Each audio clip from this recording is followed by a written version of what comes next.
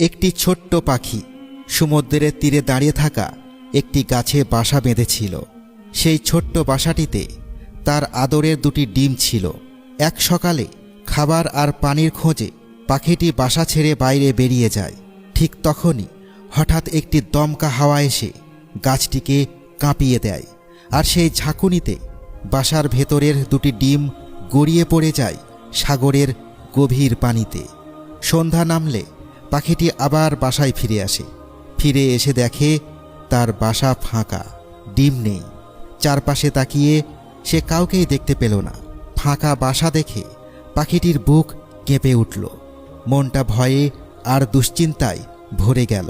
তখন সে সমুদ্রকে ডেকে বলল, হে সমুদ্র, আমি এখানে দুটি ডিম রেখে গিয়েছিলাম, তুমি কি সেগুলো দেখেছ? সমুদ্র রাগী ভঙ্গিতে উত্তর দিল, তোর ডিম কোথায় আছে আমি কি করে জানব? আজব কথা। সমুদ্রের এমন কথায় পাখিটি বুঝে নিল এই ডিম নিশ্চয় সমুদ্রই লুকিয়ে রেখেছে। তখন সে বলল, এখানে তুমি ছাড়া আর কেউ নেই, তাই তুমিই আমার ডিম লুকিয়ে রেখেছ। শীঘ্রই আমার ডিম ফিরিয়ে দাও। ছোট্ট পাখিটির কথা শুনে সমুদ্র হেসে উঠল। অহংকারের সুরে বলল, তোর ডিম কোথায় আছে আমি জানি না, যদি পারিস নিজেই খুঁজে নে। এই কথা শুনে পাখিটি আরও ক্ষেপে গেল।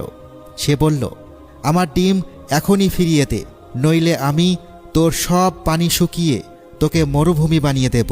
পাখিটির এমন কথা শুনে মহাসমুদ্র গর্জে উঠল, হে পাখি, আমি চাইলে পুরো পৃথিবী ধ্বংস করে দিতে পারি, আর তুই কিনা আমাকে পানি শুকানোর হুমকি দিচ্ছিস? সমুদ্রের অহংকার ভরা কথা শুনে পাখিটি দৃঢ় কণ্ঠে বলল, ঠিক আছে, তাহলে শুকিয়ে মরুভূমি হওয়ার জন্য প্রস্তুত হয়ে যা। এই কথা বলেই পাখিটি তার ছোট্ট ঠোঁট দিয়ে সমুদ্রের পানি তুলতে লাগল। ঠোঁট ডুবিয়ে পানি তুলে ডাঙায় ফেলল, আবার ডুবালো, আবার ফেলল। একবার, দুইবার, বারবার, 8-10 বারের পরও সে থামল না। সমুদ্র তখন ঘাবড়ে গিয়ে বলল, আরে পাগল হয়ে গেছিস নাকি?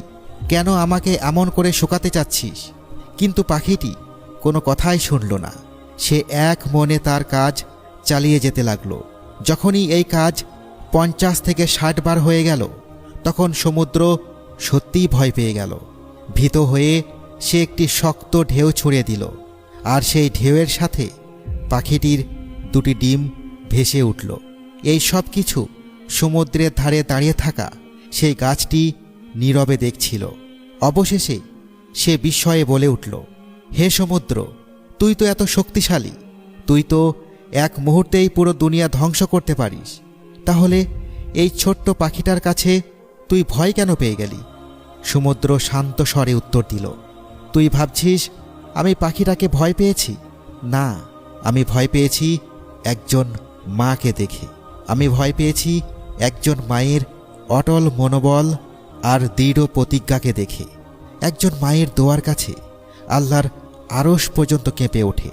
সেখানে আমি তো তুচ্ছ। যেভাবে সে তার ছোট্ট ঠোঁট দিয়ে আমাকে পান করতে শুরু করেছিল, আমি ভাবলাম মহান প্রভু চাইলে এক মুহূর্তেই আমাকে মরুভূমি বানিয়ে দিতে পারেন। প্রিয় দর্শক, মায়ের ব্যক্তিত্ব ঠিক এমনই। মায়ের দোয়া জান্নাতের বাতাসের মতো। মায়ের পায়ের নিচেই জান্নাত, একথা আমরা সবাই জানি। মা এমন এক নিয়ামত, যার দোয়া কখনো বিফলে যায় না, সব সময় কবুল হয়।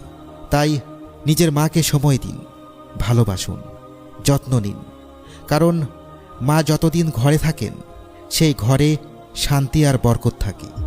আর মা যখন এই দুনিয়া থেকে চলে যান, তখন সেই ঘর হাহাকার হয়ে যায়। মা যে কি তা বুঝতে হলে যার মা নেই তাকে জিজ্ঞাসা করুন। যতদিন মা আপনার কাছে আছেন, ততদিন আপনার জন্য নিয়ামত আর জান্নাতের পথ খোলা আছে।